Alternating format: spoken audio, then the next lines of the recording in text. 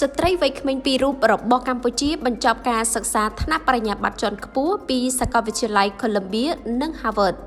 វ៉ាវចំណេញកំ KK The Resident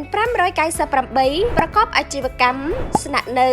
ជួលក្នុងពេលតែមួយ 3 in 1 រីករាយនឹងការបញ្ចុះតម្លៃច្រើនសន្ធឹកសន្ធាប់រហូតដល់ 10% និងលក្ខខណ្ឌបង់ប្រាក់មានច្រើនជម្រើសសូមទំនាក់ទំនងឥឡូវនេះសម្រាប់ព័ត៌មានបន្ថែម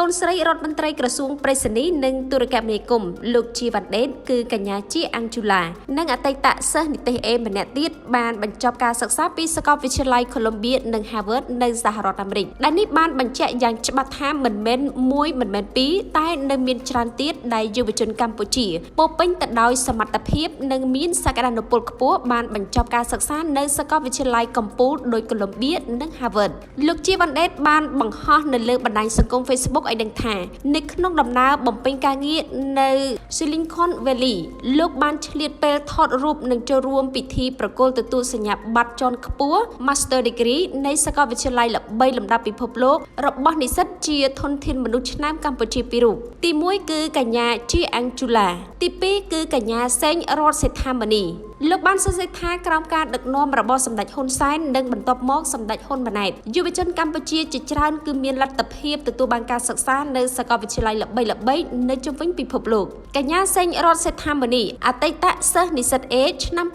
2018ជានិស្សិតដែលបានបញ្ចប់ការសិក្សាថ្នាក់បរិញ្ញាបត្រពីសាកលវិទ្យាល័យ American University of Phnom Penh បានសរសេរលើបណ្ដាញសង្គមរបស់ខ្លួនយ៉ាងដូចនេះថាខ្ញុំពិតជាមានកិត្តិយសនិងថ្លែងអំណរគុណយ៉ាងជ្រាលជ្រៅចំពោះឯកឧត្តមជីវ៉ាន់ដេតរដ្ឋមន្ត្រីក្រសួងប្រៃសណីនិងទូរគមនាគមន៍កម្ពុជាបើគ្មានការគាំទ្រឥតងាករេនិងដំបូន្មានដ៏មានតម្លៃរបស់គាត់ទេខ្ញុំនឹងមិនមានឱកាសបន្តការសិក្សារបស់ខ្ញុំនៅសាកលវិទ្យាល័យ Harvard Graduate School of Education នោះទេកញ្ញាបានបន្តថាដំណើរនេះមិនមែនរបស់ខ្ញុំតែម្នាក់ឯងនោះទេគឺអាចធ្វើទៅបានតាមរយៈការលើកទឹកចិត្តនិងជំនឿរបស់អ្នកនាំ